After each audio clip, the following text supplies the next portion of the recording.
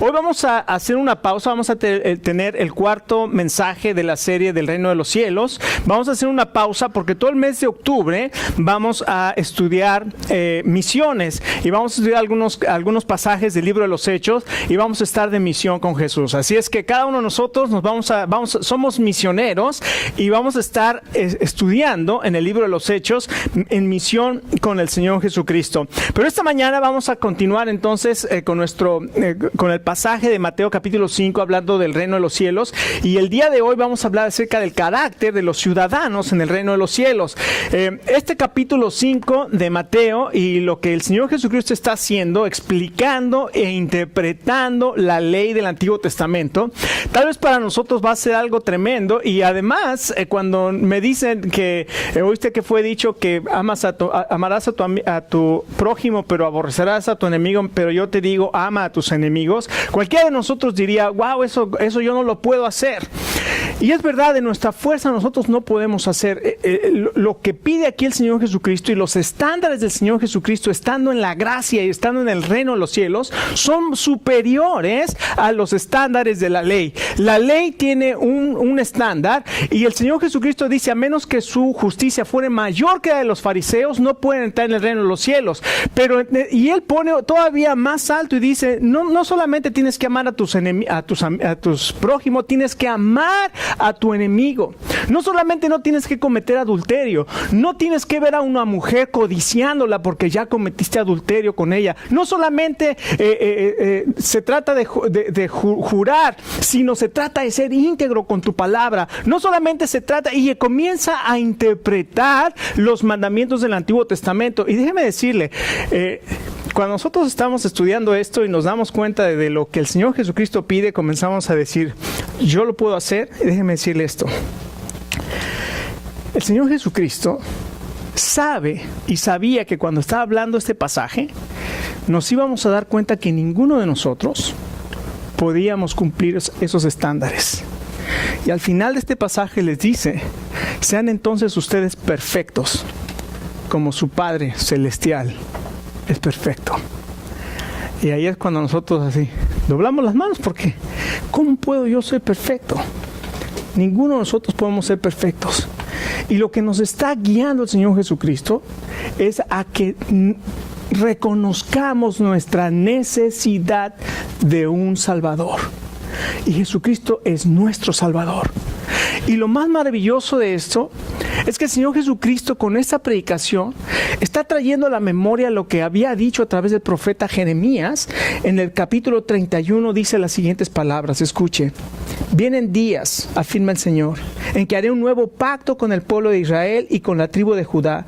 No será un pacto como el que hice con sus antepasados en el día que los tomé de la mano y los saqué de Egipto, ya que ellos quebrantaron a pesar de que yo era su esposo, afirma el Señor. Este es el pacto que después de aquel tiempo haré con el pueblo de Israel, afirma el Señor.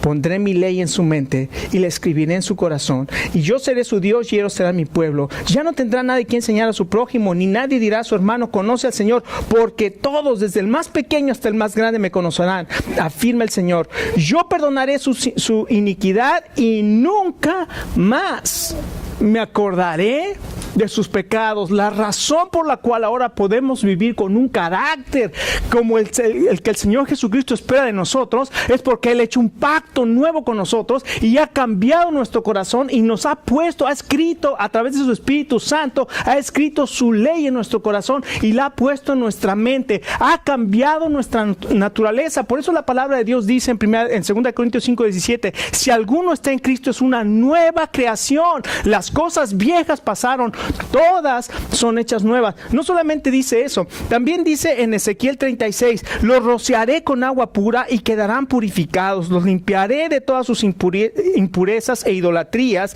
les daré un nuevo corazón y les infundiré un espíritu nuevo, les quitaré ese corazón de piedra que ahora tienen y les pondré un corazón de carne, infundiré mi espíritu en ustedes y haré que sigan mis preceptos y obedezcan mis leyes. ¡Qué impresionante! Lo que está está haciendo el Señor Jesucristo es cumpliendo lo que había profetizado a través de Jeremías y a través de Ezequiel, diciendo que Él iba a transformar nuestros corazones, iba a quitar ese corazón de piedra o ese corazón de piedra que teníamos, que no obedecía a Dios y que no podía obedecer a Dios, y iba a poner un corazón de carne, es decir, que iba a traer su Espíritu Santo, nos iba a llenar de su Espíritu Santo, y una vez que hemos nacido de Dios, del Espíritu Santo, entonces podemos, con la gracia de Dios, caminar como Él espera que nosotros caminemos. Así es que cuando una persona es tocada por Dios y se da cuenta de su condición, se arrepiente y reconoce a Jesucristo como su Salvador y le pide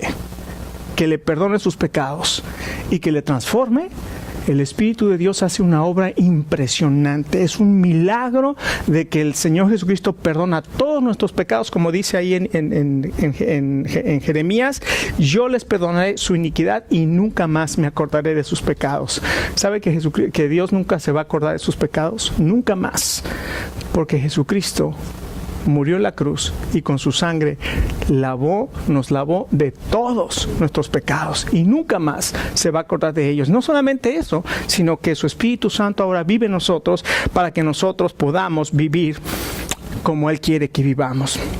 En estos versos que vamos a ver del capítulo 5, del 33 al 48, el Señor Jesucristo habla de tres cosas. Habla de la deshonestidad, habla de la venganza y habla del odio. O podemos decir que habla de la integridad, habla del amor y habla de la bondad. Son las tres mismas cosas, pero una la estamos viendo desde el punto de vista negativo. Uno es: no jures, y habla de la deshonestidad. La otra es la venganza, y la otra es el odio. Oíste que fue dicho: amas a tu enemigo, pero ama a tu prójimo, pero aborrece a tu enemigo.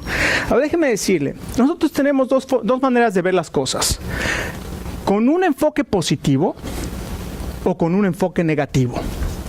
Cuando nosotros vemos las cosas desde un enfoque positivo, nuestra vida es más feliz. Cuando nosotros vemos todo negativo, nuestra vida es miserable.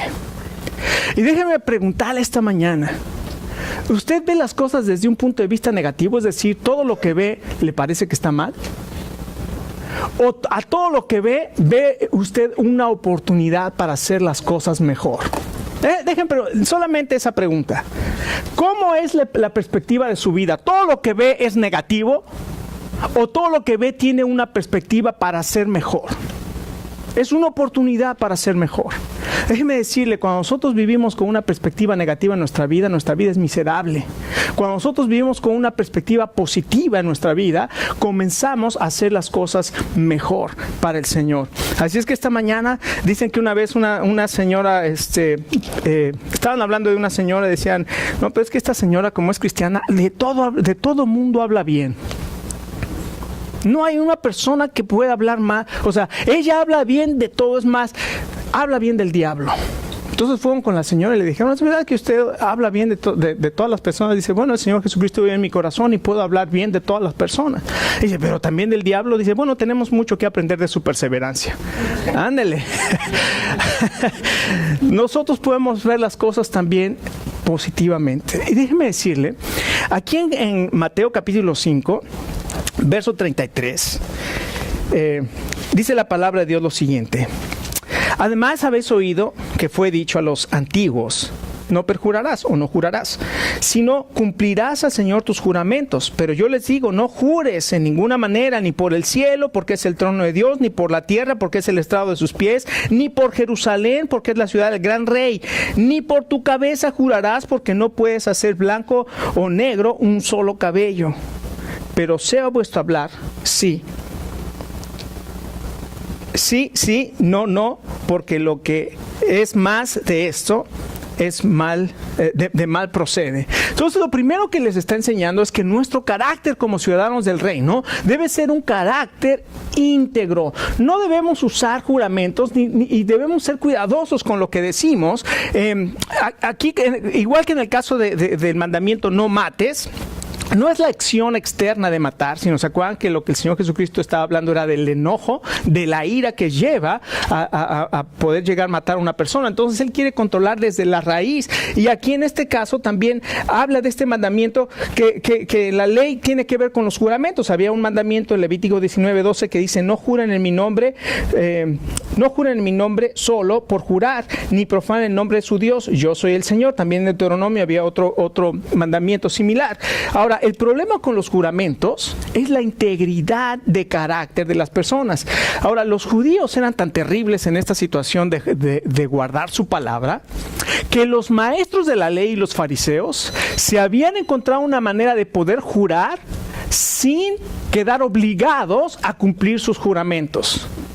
Entonces, no juraban por Dios porque el nombre de Dios era muy grande, pero habían inventado un juramento por el cielo. Te juro por el cielo que voy a cumplir esto. Habían inventado un juramento por la tierra. Decían: te juro por la tierra te juro por Jerusalén que voy a cumplir con esto. Y decía: te juro por mi cabeza que voy a cumplir. Y no cumplían. Entonces el Señor Jesús les dice: no juren ni por el cielo porque es la habitación de Dios, ni por la tierra porque es el estrado de sus pies, ni por Jerusalén que es la ciudad del rey, ni por su cabeza porque ni siquiera ustedes tienen control de su cabeza. Y les dice una cosa: lo que deben hacer deben de ser íntegros en su palabra. Y déjeme decirle, aquí nos va a tocar pero duro, porque nosotros tenemos la tentación de hablar cosas y no cumplirlas, de decir que vamos a hacer y no hacemos, de hacer promesas y no cumplirlas. Y en este caso, esta promesa es una promesa que se le hace a Dios, porque en primer lugar es a Dios, al que no jures por Dios. O sea, esta es una promesa que está hablando a Dios. Entonces lo que nos está diciendo es: sé íntegro en tu carácter y cumple tu promesa a Dios. ¿Qué promesas hemos hecho a Dios? A lo mejor usted sabe qué promesa le ha hecho a Dios, pero muchos de nosotros hemos hecho promesas a Dios. Pero le voy a decir una promesa que hemos hecho. Todos los que estamos casados hemos hecho esta promesa a Dios. ¿Cuál es la promesa que le hemos hecho a Dios? Amar a nuestra esposa.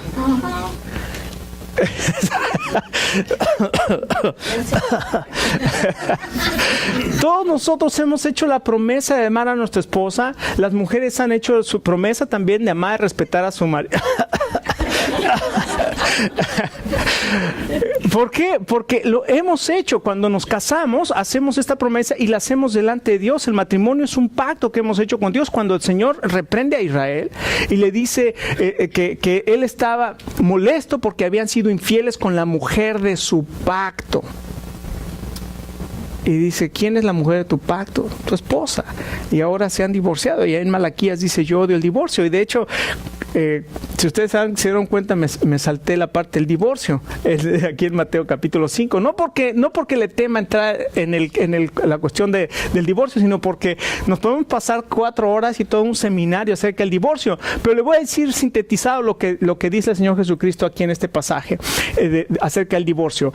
Dios creó al hombre y tomó de su costado a la mujer, formó a la mujer, la trajo al hombre y les dijo: por tanto dejará el hombre a su padre y a su madre, se unirá a su mujer y los dos serán una sola carne. Esa es la intención de Dios, que el hombre se una a su mujer. Y esa palabra unión es una palabra que es fundición. Se funden, es como tener 2 metales y fundirlos y a ver, sepárelos. No se puede sin dañarlo. Entonces es fundirlos en uno. Esa es la intención de Dios. Ahora Moisés les dijo, les dio carta de divorcio: cualquiera que repudie a su mujer, que la divorcie y se separe. El Señor Jesucristo le vinieron y le preguntaron: ¿por qué Moisés dijo que podía divorciarla? Y el Señor Jesucristo dijo: por la terquedad de su corazón. Pero no ha leído que el que los hizo, mujer y hembra los hizo, y dijo que se uniría el hombre a su padre y a su madre, y dejaría el hombre a su padre y a su madre, se uniría a su mujer, y los dos serían una sola carne. Por tanto, lo que Dios unió, no lo separe el hombre. Entonces el Señor Jesucristo, aunque Dios legalizó el divorcio por causa de la dureza del corazón del hombre, la intención de Dios jamás ha sido que exista el divorcio. Ahora, cuando Él dice, a menos que sea por causa de fornicación, aquí en el capítulo 5, algunos estudiosos dicen que ni siquiera por causa de de fornicación. ¿Por qué? Porque en Mateo 19, cuando vuelve a repetir eso, los discípulos dicen, entonces si es así, no conviene casarse. O sea, si hubiera una cláusula de divorcio, no hubieran tenido esa reacción de, si es así, no conviene casarse. O sea, porque no era la intención de Dios. Entonces, la intención original de Dios no es el divorcio. Pero bueno, estamos hablando del juramento. No solamente es jurar y cumplir su promesa ante Dios, sino en segundo lugar es cumplir tu palabra a los demás. Y dice el Señor Jesucristo aquí, escuche, lea conmigo ese último versículo 37. ¿Qué dice?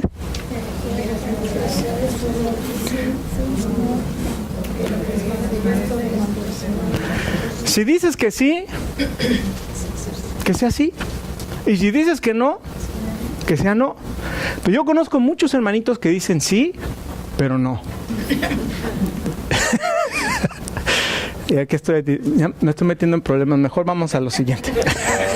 Pero ¿sabe qué, hermano? Es verdad, Dios espera de nosotros que nuestro carácter sea íntegro. Entonces, hermanos, aprendamos a que si vamos a decir que sí, que sea sí. Y mejor decir no. Si no lo voy a cumplir, mejor digo no. Y nada más digo, gracias, hermano, no puedo. Y no. Pero no diga, sí, claro que sí, ahí nos vemos. Y luego no llega. Porque uno está aquí, espere y espere y espere y espere y espere y no. Bueno, no, y no nada más yo, ¿verdad? Bueno, en segundo lugar, no solamente el carácter íntegro, sino el verso 38 al 42 habla de la bondad. Ahí él dice, oíste que fue dicho, ojo por ojo y diente por diente, mas yo les digo, no resistáis al que es malo, antes cualquiera que te hiere la mejilla derecha, vuélvele también la otra, y al que quiera ponerte en pleito y quitarte la túnica, dale también la capa, y a cualquiera que te obligue a llevar una carga por una milla, ve con él 2, al que te pida dale, y al que quiera tomar de ti, no se lo rehuses. Fíjese lo que dice aquí el Señor Jesús. Y tal vez esta es una de las enseñanzas del Sermón del Monte más malinterpretadas o malentendidas, porque ¿quién de ustedes le van a dar una bofetada y dice, ándale? ¿Quién de nosotros, no? Ahora, está el Señor Jesucristo literalmente diciendo, si te pegan, ponle la otra mejilla, que te peguen otra vez. Déjeme decirle, no es literal. ¿Por qué? Porque el Señor Jesucristo lo abofetearon y no puso la otra mejilla también para...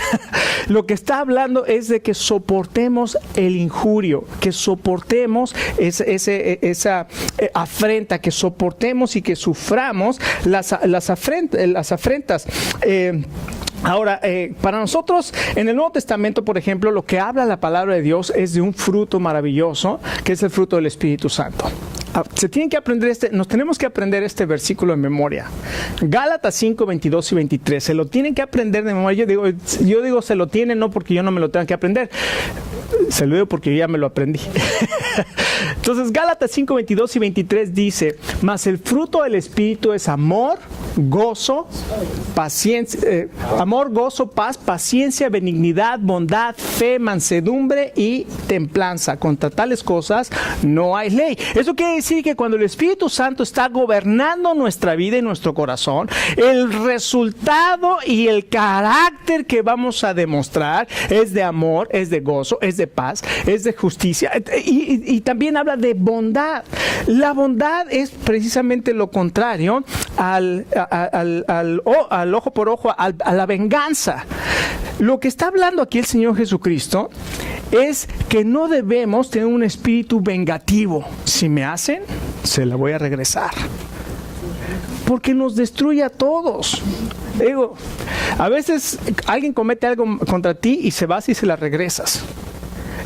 ¿En qué te beneficia regresarle el mal? ¿Te sientes mejor? Digo, yo no sé, pero yo ahora sé que me siento mal si trato de regresar mal a una persona. Prefiero regresar bien a una persona. ¿Por qué? Porque en ese sentido estoy haciendo lo que el Señor Jesucristo me ha pedido. Y porque ahora puede nacer de mi corazón. Ya no es la misma venganza.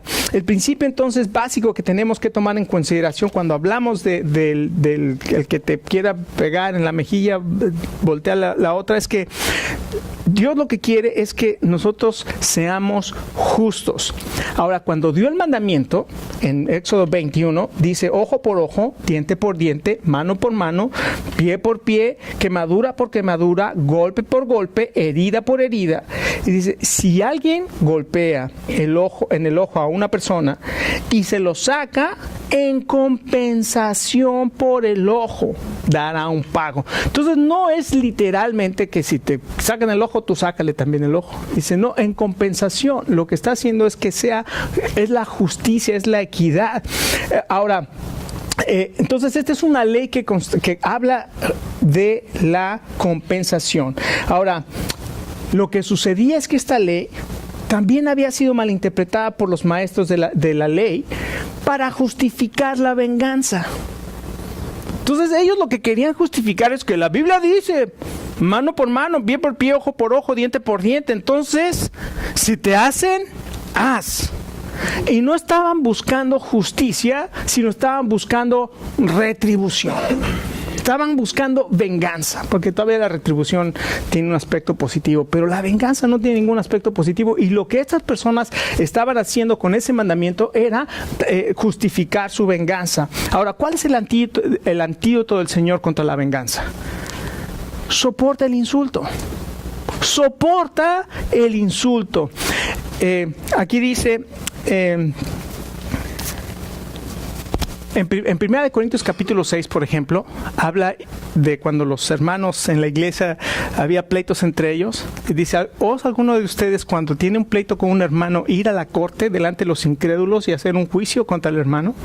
Y dice, ¿no sería más conveniente que sufrieras el agravio? Porque cuando hay un pleito entre nosotros, saben que usted y yo somos humanos, ¿no? Y que usted y yo tenemos defectos. Y que tal vez un día usted se va a sentir ofendido por alguna actitud, alguna palabra, alguna cosa que yo dije. Y también yo me puedo sentir ofendido por alguna acción, alguna cosa que usted dijo. Pero tenemos que amarnos. Y tenemos que hablar nuestras diferencias y podemos cubrir multitud de pecados. Pero si no hablamos nuestras diferencias y solamente tomamos actitudes, el cuerpo de Cristo se comienza a destruir. Y esto es lo que Pablo está diciendo. Dice, ¿por qué no mejor sufres el agravio? Y esto es lo que también el Señor Jesucristo dice. Sufre el agravio. En lugar de la venganza, sufre el insulto.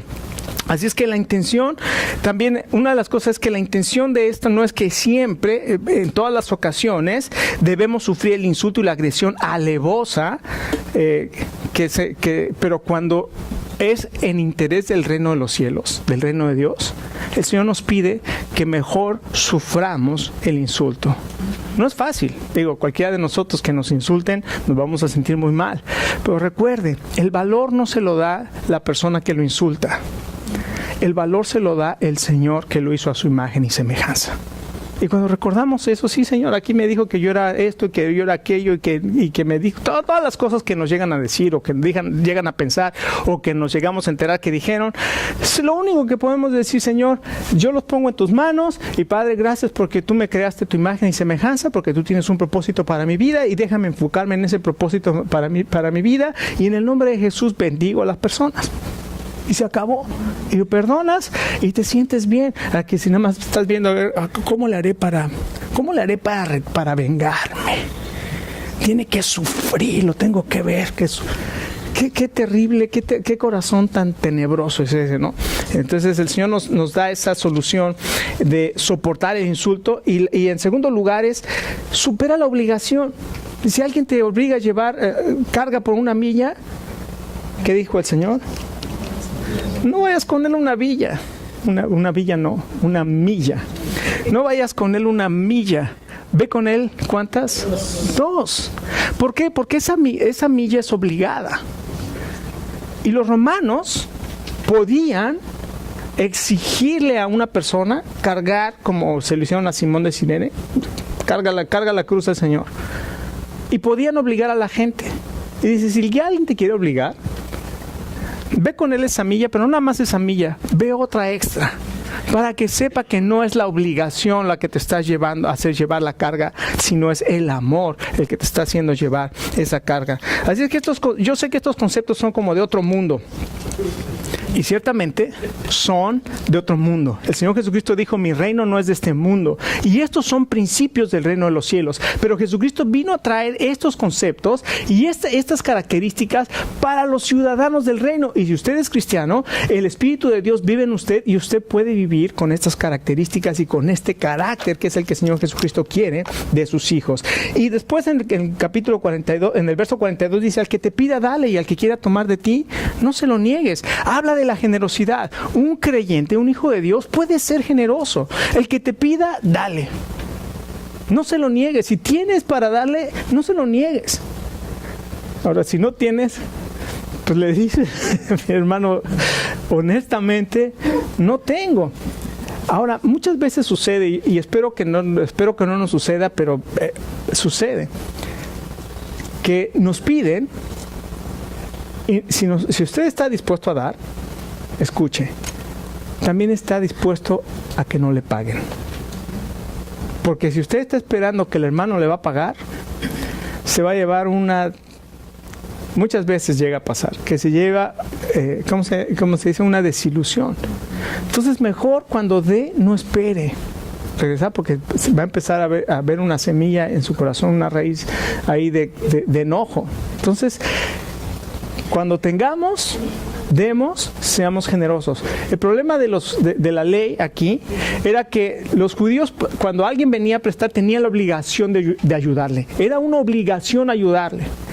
Pero había un año que se llamaba el año del jubileo, que Dios había establecido, donde todas las deudas eran canceladas.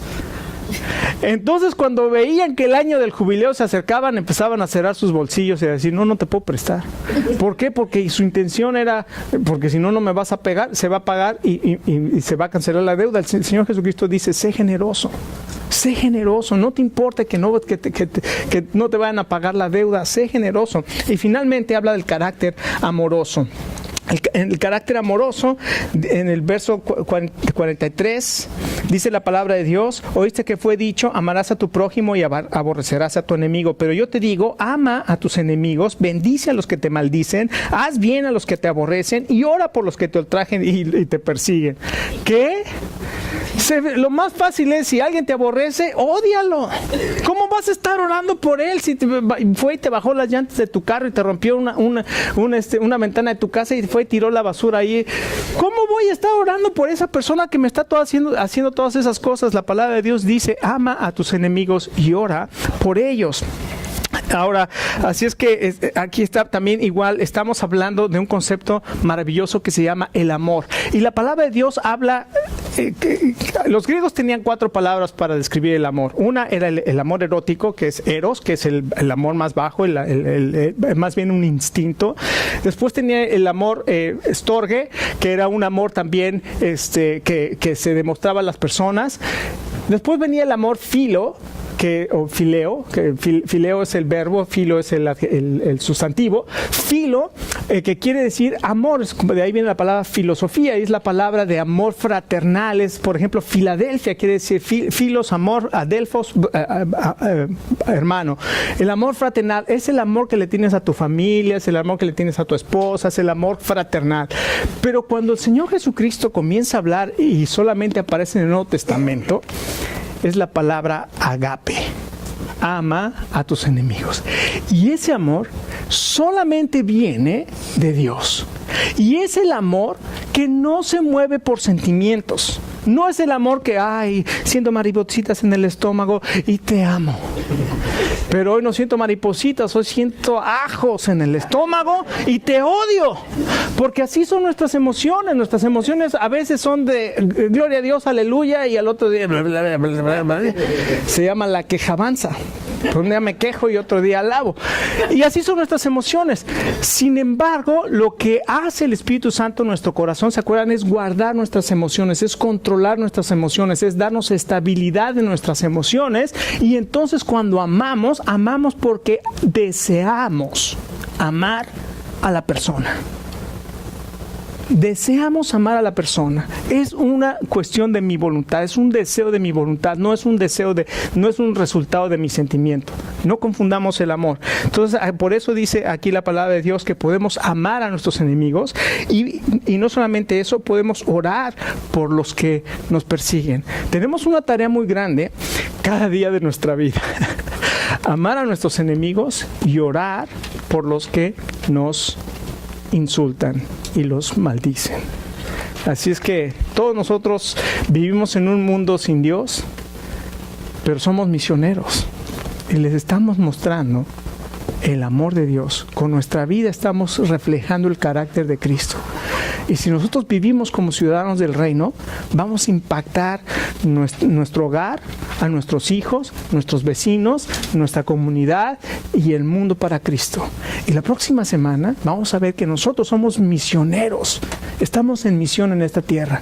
Es como si Dios dice, el apóstol Pablo, es como si Dios rogase por nosotros. En el nombre de Cristo les decimos y declaramos, reconcíliense con Dios.